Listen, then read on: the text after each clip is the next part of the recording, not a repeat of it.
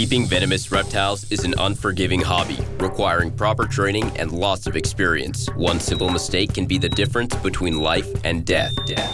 Remember, the most venomous snake in the world is the one that just bit you.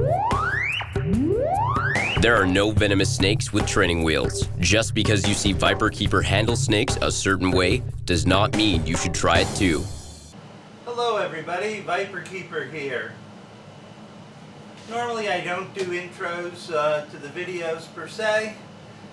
However, this time I believe it's in order, just to let you know what's ahead for the next 4 episodes on the Viperkeeper YouTube channel.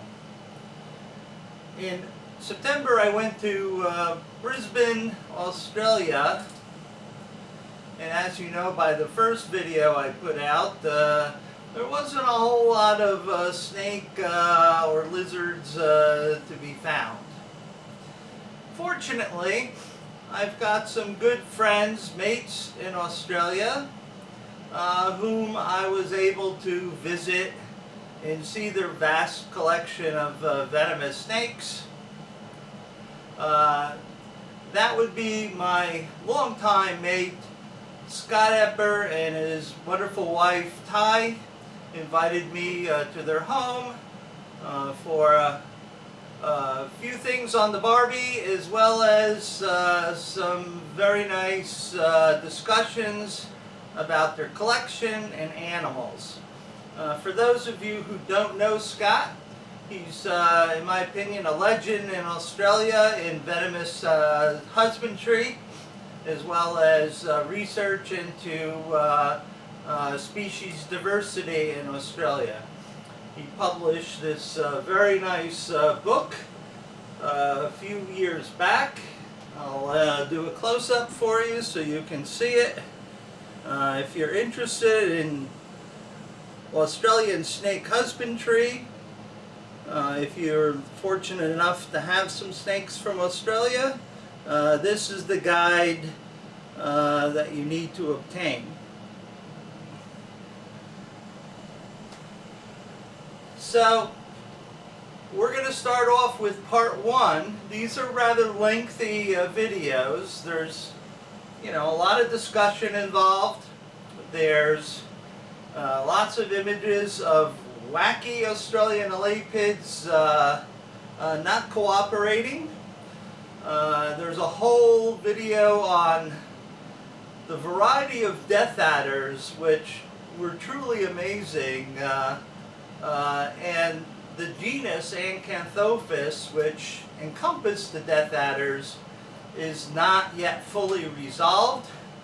There's a lot of discussions and disagreements on species and where they fall in the big scheme of things. So without any further comment, I will start off with the first part of 4.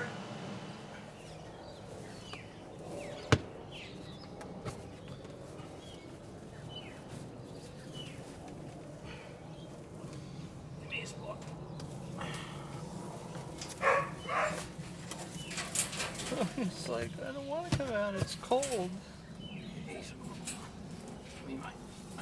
Beautiful Parenti. Hi. Oh, yes, I know. Big and scary. It's okay. It's okay. Nobody's going to hurt you. You know, this is one of the things that I tell people. It's like, yeah, well, you know, I can invite you over, but the animals aren't going to behave the same way as if I pulled them out and was working with them. Well, see, I mean, we don't really pull them out either. I mean, at the end of the day. Strange people do frighten the animals. They know who they're safe with and who they're not. Did you want to step in and you can get a closer shot if you want? Sure. You think I'll just jump out? Just get in. He's pretty good. Hey, bud. What are you doing? Huh? Are you going to be happy the warm weather is on its way? Huh? So that's Spot. Al. Spot. Spot? Yeah, you can sort of understand why. Yeah. Hi, dude. Now, you look at the condition on its tail there, that hasn't eaten in 4 months. Yeah. Not malnourished at all. It's still well nourished. So I suppose this is the thing, if they get to cool down properly during winter, and they've got plenty of condition beforehand, but they're not got too much, they're not overweight, but they don't lose that over winter either. And they keep really good muscle tone, and the rest of it is exactly what you're looking for in the animal, you know? Yeah, and they're ready to go as soon as the warm weather comes. Yeah, exactly. Ready to resume life as we knew it, right, Guy? Huh? Right, Spot? Okay, we'll let Spot go back to his nice warm spot. So there's a tube that's disguised by that log there, and so he goes in and out of that tube. So that's how he gets into that warm spot. Oh, very nice. The idea of that is because we do get temperatures down to 0 degrees Celsius here. It does need to remain reasonably warm, so that's what the straw's doing there. It's just providing a natural insulator there for that animal. Sure thing.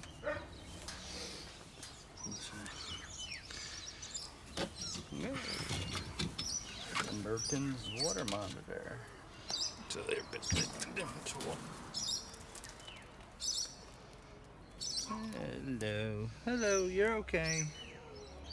You're okay. Right. Totally different build. So really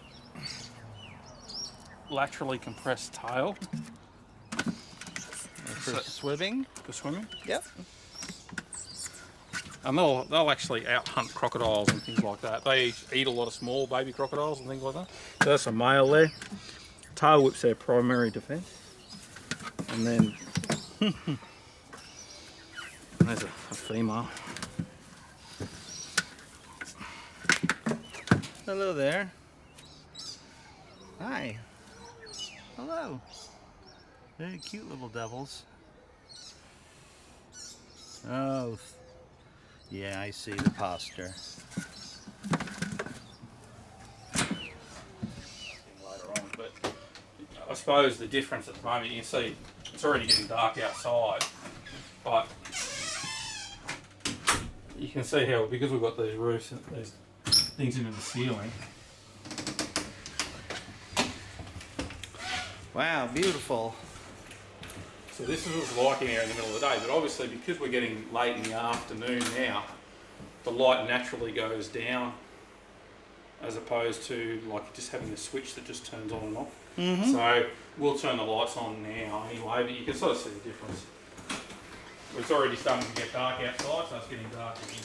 But you find the animals near the enclosures where the sunlight's come over in baths and get as much as possible out of it. Natural lighting, sure.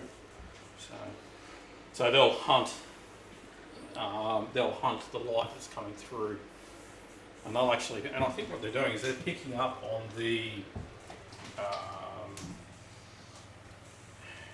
colour temperature of the light. And so because they're picking up that colour temperature, that's what they're going from there. So yeah, so what do you want to actually look at? Well, you know, why don't we start in one corner and work our way around? Good. No problem. So basically, Coffee? that'd be lovely.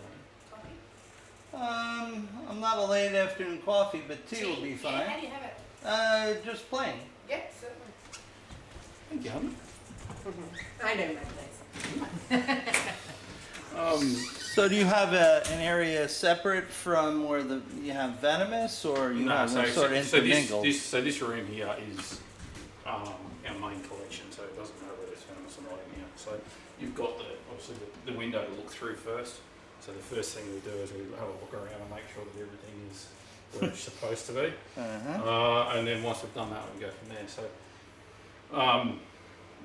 we do these are mainly pythons here, and we use the pythons for demonstrations and educational displays. And then as we go further along, we've got some of our larger venomous enclosures over here.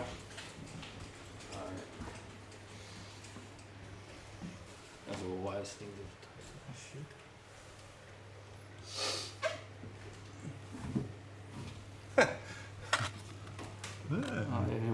play games. We can get any of this stuff out as well, so that's not a problem. Hello. Hello. That, of course, everybody, is the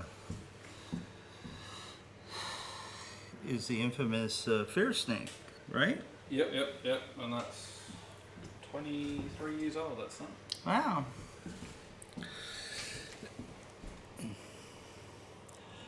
Yeah, I've resisted picking some of these up. I figure that the Papuan taipans are enough fun. They are very interesting animals. People regard them as being placid. That particular snake there is far from placid. It's a fairly wide individual, actually. Especially if it thinks that it's going to be fed or anything like that.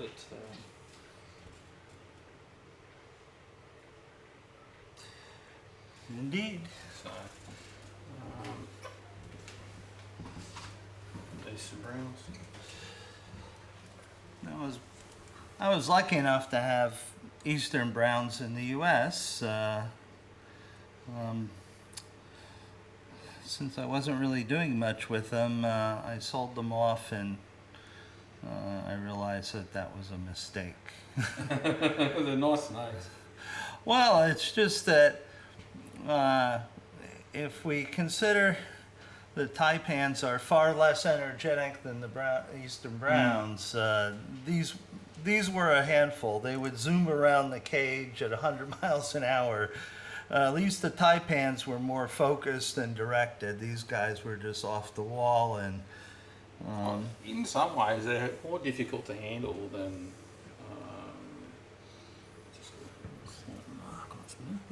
yeah, he's got a little bit of a lip there. I'll have to look at that.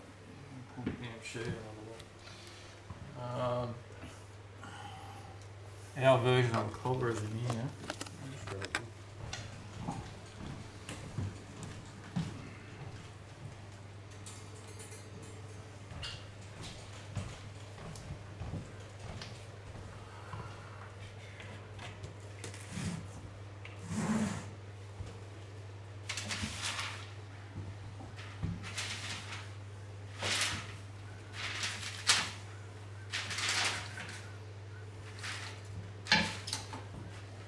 One thing I don't like about paper,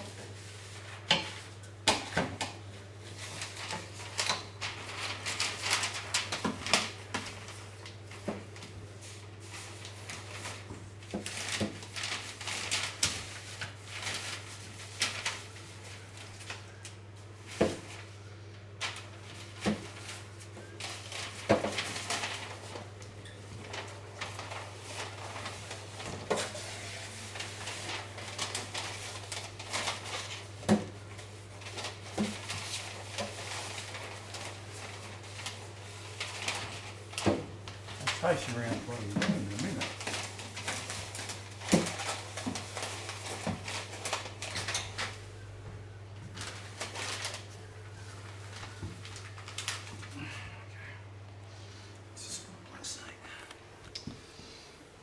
Spotted black snake. Spotted black snake. So Yep. This is Pseudocus guttatus. Now I can put it up on the white there if that's better for you. Yeah. Probably be a bit easier.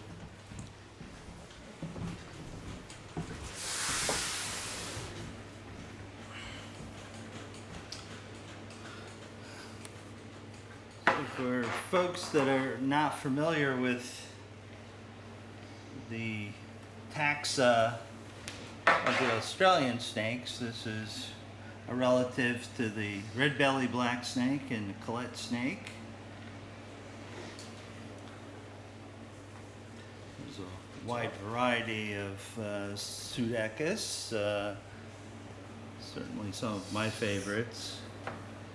I'll pull out a really pretty one in a minute.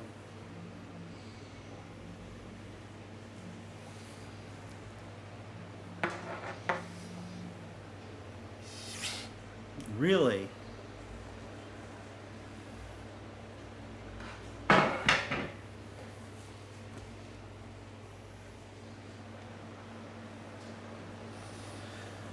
And these guys mostly have a myotoxic venom, is that correct? These actually got quite a bit of neurotoxins in them as well. As compared to your red-bellied black snake? Yeah, yeah. So these are the most toxic, with the exception of the puffin black snakes.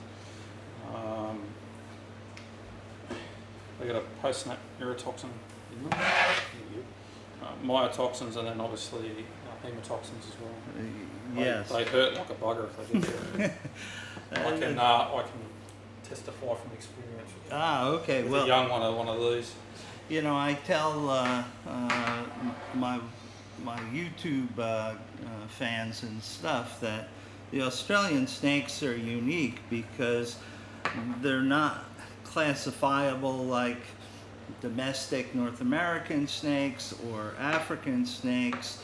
They'll usually have quite a variety of toxins in their venom, not just one main group or another. Yeah, it's not just neurotoxins or hemotoxins. You know, tiger snakes and spotted black snakes and mulgars. Quite a few of them got a number of different toxins. Rough scale snakes. I mean, predominantly neurotoxic for more of the more toxic species to mice. But then obviously these have got some pretty significant myotoxins and hemotoxins as well. Yeah, there's certainly out to Anticoagulants in these as well. They cause a rapid loss of consciousness is quite a common thing with the bites from these guys. So, okay.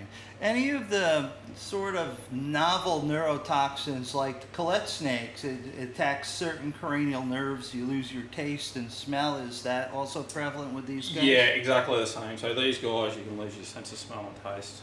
So I'll just pull a different one out.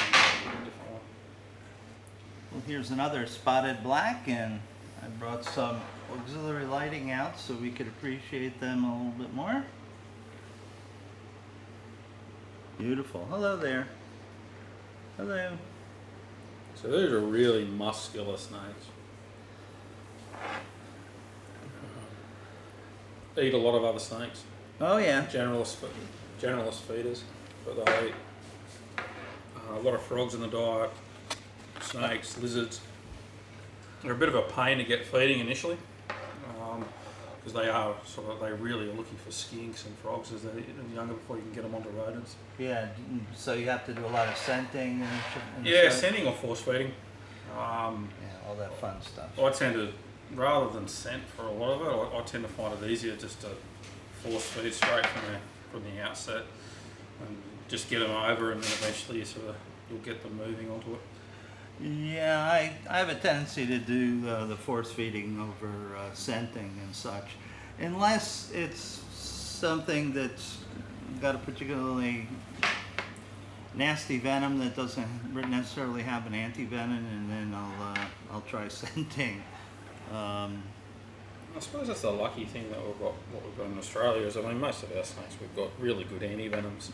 We've got really good quality anti-venoms, really good quality hospitals, but then the hospitals are used to dealing with Australian species envenomations as well. So yeah, we don't have that sort of luxury, so I have to really pick and choose what I am going to wrap my fingers around, and you do that is with quite a bit of consideration. A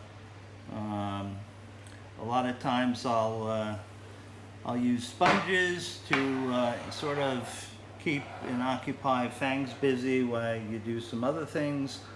I force fed a lot of cobras, and I'll tell you, the water cobras are the worst because their scales are so slick because they're meant for the water. yeah, You just can't hold their head. There's just no way of gripping them, and I've come very close several times to get nipped, so I stopped force feeding those, and I get some fish from a bait store and let them eat that, and then slowly try to move them over to rodents. yeah. Hey, how you doing?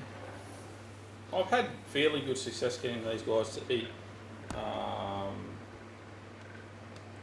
things like fish as well. They'll eat fish. We feed a lot of day-old chicks as well. Uh-huh. Rats and mice as well.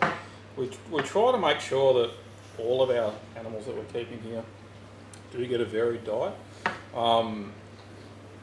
They don't always Catholically eat rats or mice in the wild. You know, they do come across things like bandicoots, or they come across an antechinus, or they come across another Australian native mammal, or they come across a bird, and they do tend to eat those things as well. So what we're trying to replicate, at least in our captive animals, that we do change that diet a little bit as well.